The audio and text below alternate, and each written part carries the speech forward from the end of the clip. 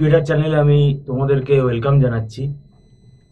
যারা এই 2024 সালে এমবিএ ফার্স্ট সেমেস্টারে তোমরা যারা পড়ছো, মানে ফার্স্ট সেমেস্টারে যারা অ্যাডমিশন নিয়েছো, তোমরা জানো আমাদের ইনস্টিটিউটে আমরা এমবিএ এর যে সেমেস্টারের অনলাইন টিউশন এটা আমরা প্রোভাইড করি। এবার পার্টিকুলারলি ম্যাকআউট ইউনিভার্সিটির আমাদের মেজরিটি অফ স্টুডেন্ট কিন্তু পড়ে ম্যাকআউট ইউনিভার্সিটির ওয়েস্ট বেঙ্গলে। যেহেতু আমাদের অনলাইন ইনস্টিটিউট, আমরা পুরো অল ওভার ওয়েস্ট বেঙ্গলই পড়াই।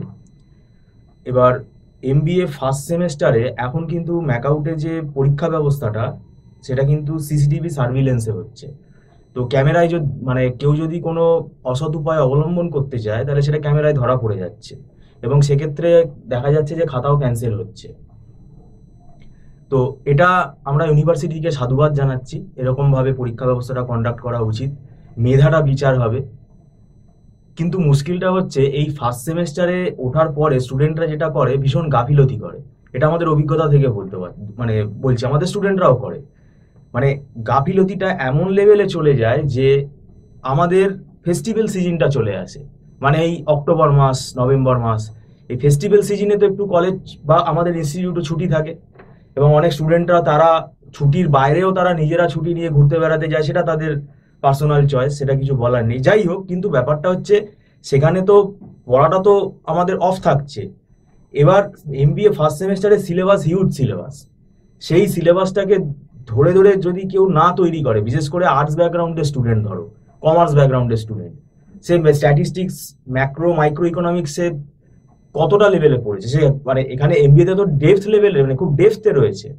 তাহলে ম্যাক্রো ইকোনমিক্স, মাইক্রো ইকোনমিক্স, এই যে পেপারগুলো রয়েছে এখানে এমবিএতে, স্ট্যাটিস্টিক্স, এগুলো আমাদের ফার্স্ট সেমেস্টারে কিন্তু মানে প্রায় সাপ্লি পেপার হিসেবে ধরা হয়। কেননা কেউ যদি ঠিকভাবে না পড়ে এই পেপারগুলোতে সাপ্লি চলে আসার চান্স কিন্তু খুব বেশি। তো কারণ এগুলো সবই ম্যাথামেটিক্যাল পেপার। তো এই ফার্স্ট সেমেস্টারের যে সিলেবাস, এই সিলেবাসটা আমরা বলবো যে তোমরা দেখে হয়তো মনে হতে পারে যে না, এগুলো আমরা আগে করেছি।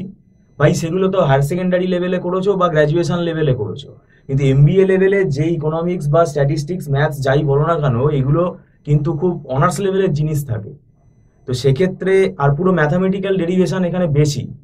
তো সেই জন্য বিশেষ করে আর্টস ব্যাকগ্রাউন্ডের স্টুডেন্টদের তো খুবই অসুবিধা হয়, আমরা যেটা প্র্যাকটিক্যাল সেটাই দেখতে পাচ্ছি চোখে।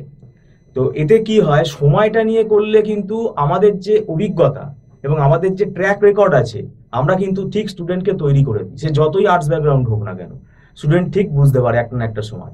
সেটা কিন্তু সময় সাপেক্ষ ব্যাপার। ওই পরীক্ষা 2 মাস আগে, 3 মাস আগে অনেকে পুজোয় ঘুরে বেরিয়ে তারপরে আমাদের কাছে ফোন করবে। সেইটা যাতে না হয় আমরা আগে থেকেই বলছি যে এখন থেকেই তোমরা পড়া শুরু করো। যদি মনে হয় টিচার গাইডেন্সের দরকার আছে, তাহলে তোমরা আমাদের সঙ্গে ফোনে যোগাযোগ করতে পারো, স্ক্রলে নাম্বার দেওয়া আছে। আর সময় নিয়ে পড়লে ধরে পড়ানো হয়। আর আমাদের এখানে ব্যাচে একগাদা স্টুডেন্টকে পড়ানো হয় না 60 জন 70 জন, এখানে ছোট ছোট ব্যাচে পড়ানো হয়, 6 জন 7 জন 8 জনের গ্রুপে পড়ানো হয়। এবং এখানে ইন্টারাকশনটা ফ্যাকাল্টির সঙ্গে 1:1 হয়। একদম পুরো বোর্ডে যা যা অঙ্ক করানো হয় পুরো সেগুলো স্টুডেন্ট সরাসরি দেখতে পায়, ফ্যাকাল্টিকে কোয়েশ্চেনও করতে পারে। আর এখানে মান্থলি ফিস সিস্টেমের বেসিসে ক্লাস হয়, কোনো লামসাম টাকা চার্জ করা হয় না, একটা মান্থলি নমিনাল ফিজে ক্লাস হয়, সেটা স্টুডেন্ট মান্থলি পেমেন্ট করে।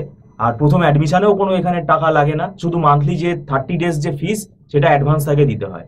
আর একটা টার্মস অ্যান্ড কন্ডিশন বলে রাখছি, যে প্রথম মাসটা যে স্টুডেন্ট পড়ছে অ্যাডভান্স ফিস দিয়ে, সেটা আমাদের কিন্তু রিফান্ডেবল হয় না, তাকে ওই প্রথম মাসটা পড়তেই হবে।